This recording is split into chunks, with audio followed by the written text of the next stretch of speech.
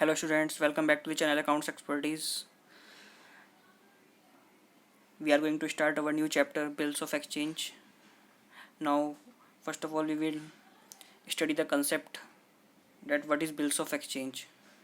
ठीक है, तो सबसे पहले ये देखना है कि बिल्स ऑफ एक्सचेंज क्या होता है, इसे कौन इशू करता है और इसमें जो कंडीशन होती है, कुछ टर्म्स एंड कंडीशन इसकी होती है या नहीं. ठीक है, तो लेट्स स्टार्ट. देखिए हम क्या करते हैं, एक जो सप्लायर होता है वो अपने कस्टमर को क्या बेचता है, गुड्स. ठीक है, गुड्स बेचता है. अब एक गुड्स जो होता है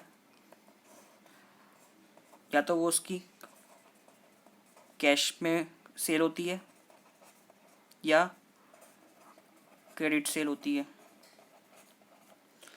जब कैश सेल होती है तो कैश रिसीव्ड इमीडिएटली. लेकिन जब क्रेडिट सेल होती है तो cash not received immediately.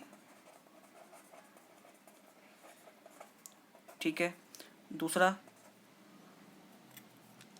Payment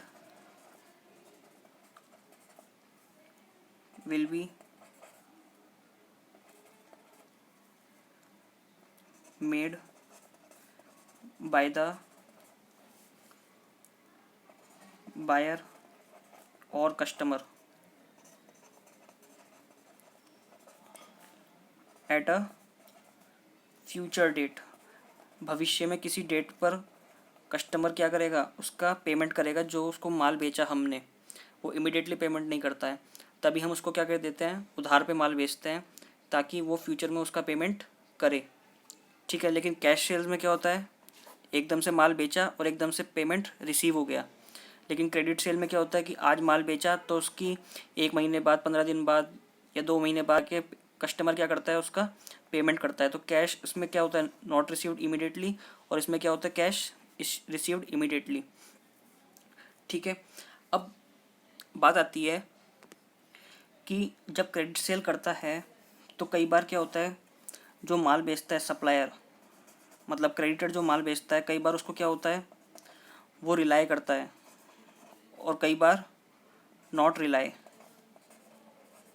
ठीक है, जब रिलाई करता है, क्या रिलाई करता है कि उसको, मतलब कि सप्लायर को, उस सप्लायर को उसका पेमेंट मिल जाएगा.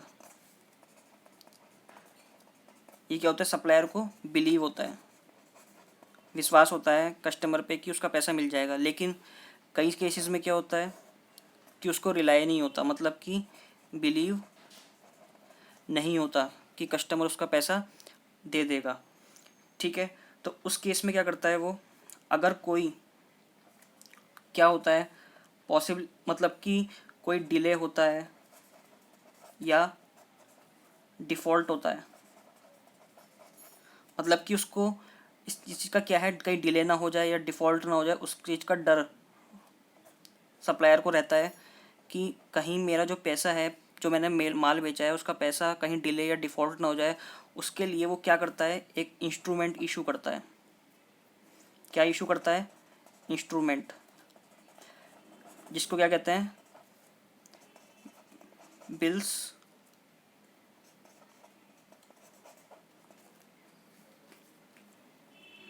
Of exchange.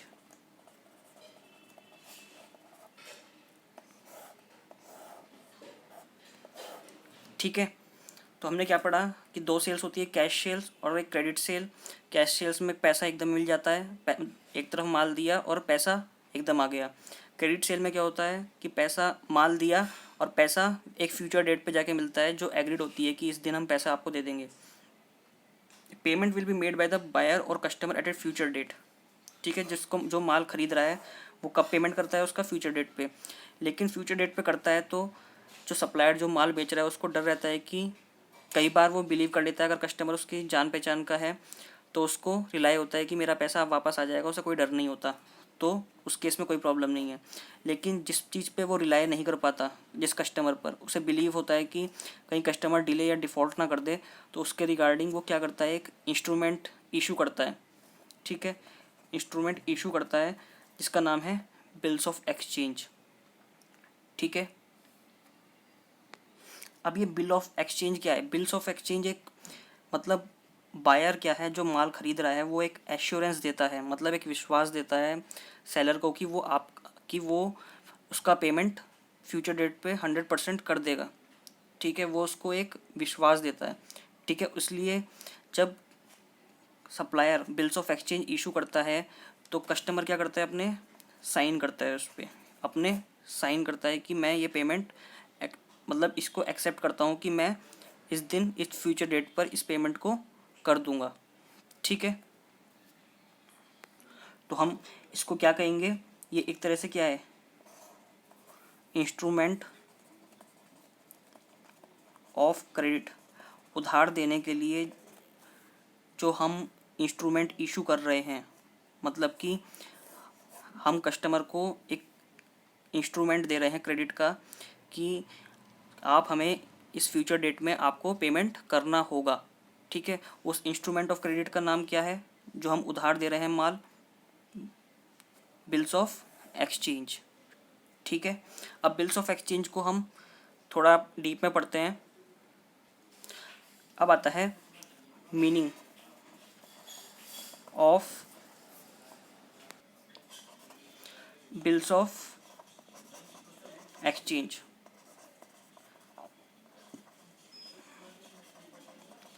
Bills of exchange का मतलब क्या है?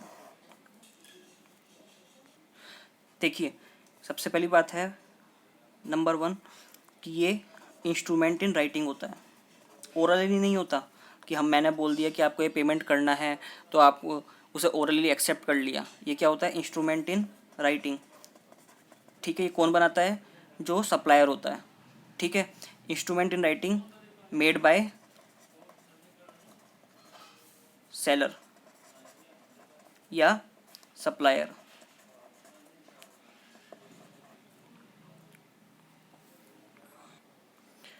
सेकंड होता है कि ये अनकंडीशनल होता है, मतलब कि अनकंडीशनल ऑर्डर, मतलब इसके पीछे कोई कंडीशन नहीं होती।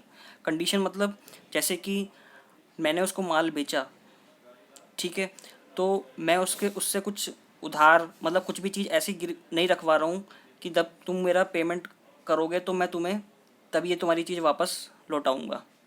ठीक है ना, कि मतलब गुड्स बेचने के बाद जो पेमेंट करना होता है, पेमेंट के अगेंस्ट में क्या नहीं है, कोई चीज़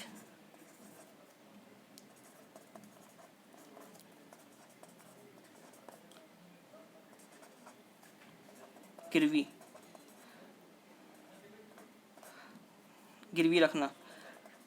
ठीक है, मान लो जैसे हम किसी को क्या करते हैं, हमें कोई कैश चाहिए होता तो हम किसी को गोल्ड रखते हैं अपने किसी के पास, ज्वेलर्स के पास।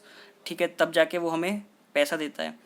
ठीक है, लेकिन इसमें क्या है, सप्लायर जो है जब माल बेचता है तो कस्टमर के ऊपर एक बिल इशू कर देता है, ये बिल्स ऑफ एक्सचेंज, लेकिन उसके पीछे कोई कंडीशन ही रखता है कि आप जब मेरा पेमेंट करोगे तब मैं आपकी कोई चीज़ वापस लौटाऊंगा, अनकंडीशनल। कोई भी इस बिल्स ऑफ एक्सचेंज के पीछे कोई भी कंडीशन नहीं होती। ठीक है, माल बेचा, बस एक बिल ऑफ एक्सचेंज इशू किया कि आपको ये पेमेंट फ्यूचर में करना है, उसके लिए कोई कंडीशन नहीं होती। थर्ड वन कि ये साइंड बाय किससे, मेकर यानी सप्लायर या सेलर। सेलर इस पे क्या करता है, अपने साइन करता है। फिर अब हमने राइटिंग में एक इंस्ट्रूमेंट बना दिया जो कि अनकंडीशनल है, पेमेंट अगेंस्ट कोई चीज़ गिरवी रखना, मतलब कि पेमेंट के अगेंस्ट में कोई भी चीज़ गिरवी हम नहीं रखवा रहे हैं। ठीक है। Signed by the maker, supplier जो जिसने माल बेचा वो क्या करता है, उस पर साइन करता है। फिर डायरेक्टिंग किसको, बायर को या कस्टमर को, to pay money at a future date. क्या करता है, बायर को कस्टमर को या उसके बिहाफ पे किसी पर्सन को डायरेक्ट करता है कि तुम्हें भविष्य में जो मैंने तुम्हें माल बेचा है उसके बदले में तुम्हें वापस पैसा मुझे देना है। ठीक है। तो इसलिए वो क्या करता है, बिल्स ऑफ एक्सचेंज करता है। तो बिल्स ऑफ एक्सचेंज क्या है, बिल्स ऑफ एक्सचेंज एक इंस्ट्रूमेंट हो गया इन राइटिंग। ठीक है। इस पर साइन करता है कौन, सप्लायर। ठीक है। फिर ये सप्लायर है हमारा, इस सप्लायर ने ये बिल्स ऑफ एक्सचेंज बनाया है इसको, जो कि राइटिंग में है। फिर ये किसको देता है, बायर को। ठीक है। बायर के ऊपर क्या करता है, ये ड्रॉ करता है। ठीक है। और ये क्या करता है, बायर इस बिल्स ऑफ एक्सचेंज को एक्सेप्ट करता है। ठीक है। या और समवन ऑन हिज बिहाफ, या तो ये इसको एक्सेप्ट करे या इसके बिहाफ पर कोई और एक्सेप्ट करे इस बिल्स ऑफ एक्सचेंज को। ठीक है। एक्सेप्ट करता है, एक्सेप्ट और someone on his behalf accept. ठीक है। और ये क्या करेगा, इस पर अपने सिग्नेचर, कौन, ये बायर। ठीक है। तो यहाँ पे सप्लायर की भी साइन और यहाँ बायर के भी साइन। तो ये हमारा है बिल्स ऑफ एक्सचेंज। इसमें अनकंडीशनली ये हम बनाते हैं। ठीक है। इसमें कोई वो कंडीशन नहीं है कि तुमने मेरा पेमेंट नहीं किया तो मैं तुम्हारी चीज़ ये रख लूँगा, ऐसी कोई इसमें कंडीशन नहीं होती है। अनकंडीशनल होता है। बस एक एश्योरेंस के लिए क्या करता है, वो इसको सप्लायर के ऊपर बायर के ऊपर इशू करता है और बायर उसको सिंपली एक्सेप्ट कर लेता है कि मैं इस चीज़ को पेमेंट कर दूंगा फ्यूचर में। Now let's take an example. एक एग्जांपल से समझते हैं इस चीज़ को। लेट सपोज एक सप्लायर है, इसका नाम है रोहन। ठीक है। इसने मोहन को क्या करा, गुड्स बेचा। कितने का, मान लो 20,000 का।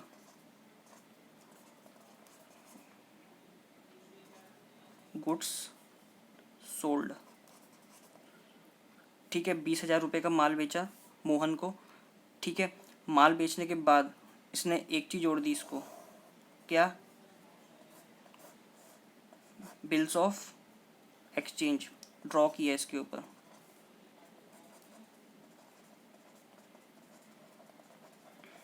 ठीक है। अब ये जो इसका जो गुड्स इसने बेचा, क्या इसका पेमेंट मोहन एकदम दे देगा इसको, पेमेंट इमीडिएटली?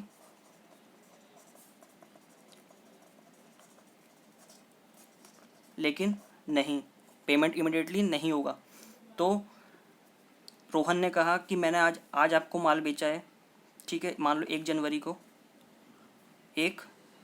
को बेच दिया माल। और उसने एक कंडीशन, उसने कहा कि आपको पेमेंट करना है कब, 3 मंथ्स लेटर। ठीक है। 3 मंथ्स लेटर करना है पेमेंट। मोहन को डायरेक्शन दिया तो मोहन ने क्या किया, ओके कर दिया कि मैं 3 महीने बाद पेमेंट कर दूंगा। तो उसके लिए रोहन ने अपनी एश्योरेंस के लिए अपनी को बिलीव, मतलब अपने आप को सिक्योर करने के लिए मोहन को क्या कर दिया, बिल्स ऑफ एक्सचेंज उसके ऊपर ड्रॉ कर दिया। ठीक है, तो ड्रॉ किया इसके ऊपर, तो मोहन ने इसको क्या किया, इस बिल्स ऑफ एक्सचेंज को एक्सेप्ट कर लिया। इस पर जब तक ये बिल्स ऑफ एक्सचेंज रोहन ने मोहन को दिया, तब तक इसको क्या कहेंगे, बिल्स ऑफ एक्सचेंज को एक ड्राफ्ट बना लिया है।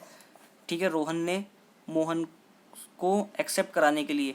फिर जब मोहन उस पर क्या लिख देगा, इस बिल्स ऑफ एक्सचेंज पर, इस बिल्स ऑफ एक्सचेंज पर जब मोहन लिखेगा एक्सेप्टेड, तो क्या हो जाएगा, ये बिल्स ऑफ एक्सचेंज कंप्लीट हो जाएगा।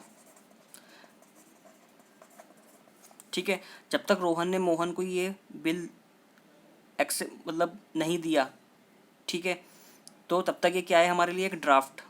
ठीक है, जैसे ही उसने उसको एक्सेप्ट किया अपने सिग्नेचर कर कर, तो वे क्या बन गया, ये बिल्स ऑफ एक्सचेंज। और उसने मोहन ने इसको क्या है, रोहन को एश्योरेंस दे दिया कि मैं आपको 3 महीने बाद आपका पैसा लौटा दूंगा जो आपने 20,000 का मुझे माल बेचा है। ठीक है, अब आता है कि हमारे बिल्स ऑफ एक्सचेंज में parties involved in bills of exchange, bills of exchange में कौन कौन सी पार्टीज इन्वॉल्व होती हैं।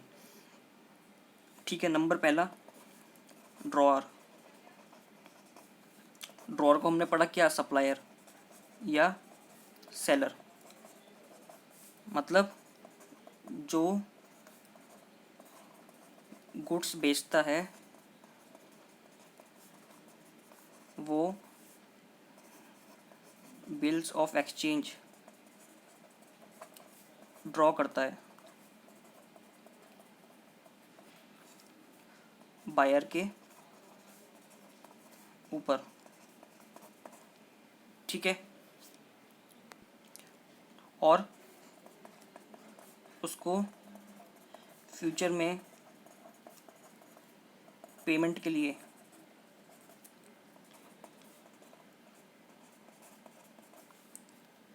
क्या करता है, डायरेक्ट करता है।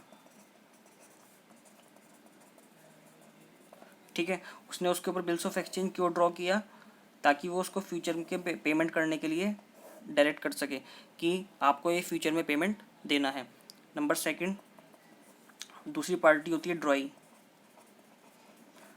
ड्रॉई कौन होता है, बायर या सप्लायर, तो सॉरी सप्लायर नहीं, बायर या कस्टमर।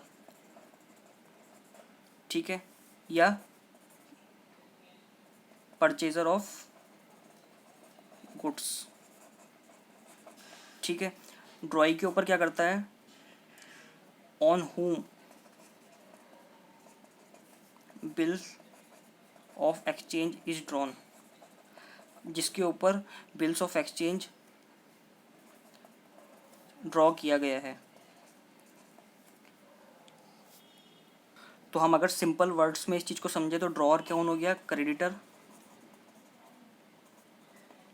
ठीक है, और ड्रॉई कौन हो गया, डेटर। ठीक है, जो माल खरीद रहा है उसके ऊपर क्रेडिटर क्या कर रहा है, बिल इशू कर रहा है कि आपको फ्यूचर में पेमेंट करना है। And our third party of the bills of exchange is payee. Payee किसको कहते हैं, to whom the payment is to be made, जिसको पेमेंट करनी है, ड्रॉई जिसको पेमेंट करेगा। ठीक है, तो इसे लिखें अगर सिंपल वर्ड में, ड्रॉई जिसको पेमेंट करेगा। अब ड्रॉई जिसको पेमेंट करेगा, हम समझेंगे कि ड्रॉई ड्रॉअर को ही तो पेमेंट करेगा, क्योंकि ड्रॉअर ने माल बेचा है ड्रॉई को, तो ड्रॉई को ही पेमेंट करना है, ड्रॉअर को। हाँ, तो सिंपल वर्ड में हम दूसरे वर्ड में कहें तो पेई किसको कहते हैं हम, ड्रॉअर को, जो पेमेंट रिसीव करेगा। लेकिन कुछ केसेस में ड्रॉअर इज़ नॉट द पेई, क्योंकि ऐसे कुछ सरकमस्टांस है जिसमें ड्रॉअर को पेमेंट ना करने के बजाय ड्रॉअर की जगह किसी और को पेमेंट, ड्रॉअर की जगह किसी और को पेमेंट। फर्स्ट प्रायोरिटी तो ड्रॉअर ही है, ठीक है, लेकिन अगर ड्रॉअर ने वो बिल्स ऑफ एक्सचेंज किसी और को दे दिया, एंडोर्स कर दिया, एंडोर्स या डिस्काउंट करा दिया,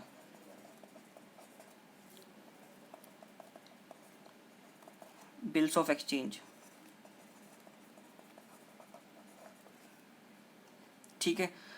अगर ड्रॉअर, पहले तो ड्रॉअर को ही पेमेंट करना है, अगर ड्रॉअर ने किसी और की जगह किसी और को पेमेंट करना है, क्यों? क्योंकि उसने अपना बिल ऑफ एक्सचेंज ड्रॉअर ने एंडोर्स कर दिया या डिस्काउंट करा दिया, ठीक है। फिर उस केस में क्या होगा, उस केस को समझते हैं हम। मान लो ये ड्रॉअर है, ठीक है, इसको आज ही पेमेंट की ज़रूरत पड़ी, ठीक है, लेकिन वो तो उसको 3 महीने बाद पेमेंट करेगा, 3 मंथ्स लेटर करेगा पेमेंट, ठीक है, लेकिन इसको आज ही ज़रूरत पड़ रही है, आज ही। ये जो ड्रॉअर है,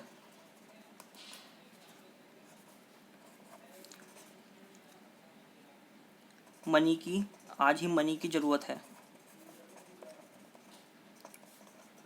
अब वो 3 महीने तक वेट थोड़ा ना करेगा कि मुझे 3 महीने बाद मोहन 3 महीने बाद मुझे पेमेंट करेगा, ठीक है। तो वो 3 महीने तक वेट नहीं करेगा, इसलिए वो क्या करता है, या तो डिस्काउंट करा देगा। डिस्काउंट मतलब किसी बैंक से या किसी पर्सन से, डिस्काउंट मतलब अगर वो कितने का गुड्स था, 20,000 का, 20,000 उसे रिसीव करने थे, ठीक है, मोहन से, तो वो क्या करेगा, 1,000 रुपये कहेगा कि आप मुझे 19 अब वो किसके पास गया डिस्काउंट कराने के लिए, या तो बैंक के पास या किसी पर्सन, बैंक और पर्सन किसी के पास। तो उसने क्या कहा कि मुझे 20,000 रिसीव होने हैं मोहन से, ठीक है, आप मुझे 19,000 दे दो, ठीक है, 1,000 रुपये का डिस्काउंट ले लो, आप मुझे आज की डेट में 19,000 रुपये दे दो, और आप मोहन से कितने ले लेना 3 महीने बाद, 20,000 रुपये। क्योंकि अब बिल डिस्काउंट कराएगा तो बिल्स ऑफ एक्सचेंज वो किसके पास पहुंच जाएगा, बैंक के पास या किसी पर्सन के पास जिससे वो उसको डिस्काउंट करवा रहा है, ठीक है। तो अब वो बिल्स ऑफ एक्सचेंज किसके पास है, बैंक के पास, ठीक है। अब वो बिल्स ऑफ एक्सचेंज फिर 3 महीने बाद किसके पास लेके जाएंगे, मोहन की, आप पेमेंट करो हमें।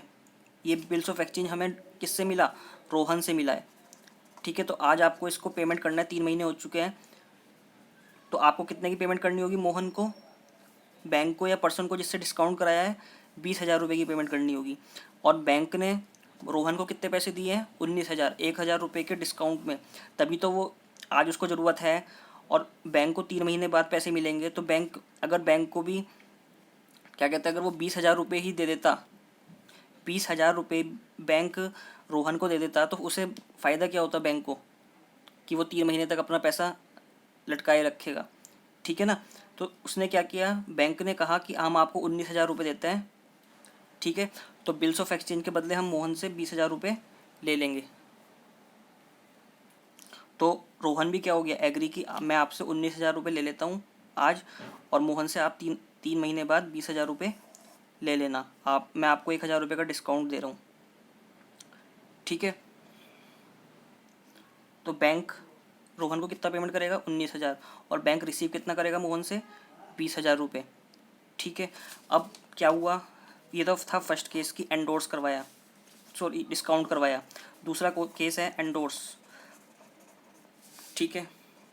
मान लो ये रोहन है, रोहन ने भी तो किसी से माल खरीदा होगा, मान लो ये रोहन है, ठीक है।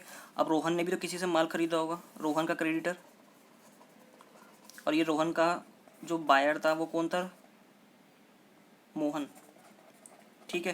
रोहन को आज ही पेमेंट करने की ज़रूरत पड़ गई क्रेडिटर को, लेकिन उसके पास पैसे नहीं है, ठीक है। तो उसने क्या किया, ये जो बिल है, जो 20,000 का बिल इसके पास है, इसने किसके नाम पे डाल दिया, अपने क्रेडिटर के नाम पे, कि फ्यूचर में जब मोहन पैसे करेगा पेमेंट तो उस डायरेक्ट किसको कर देगा, आपको,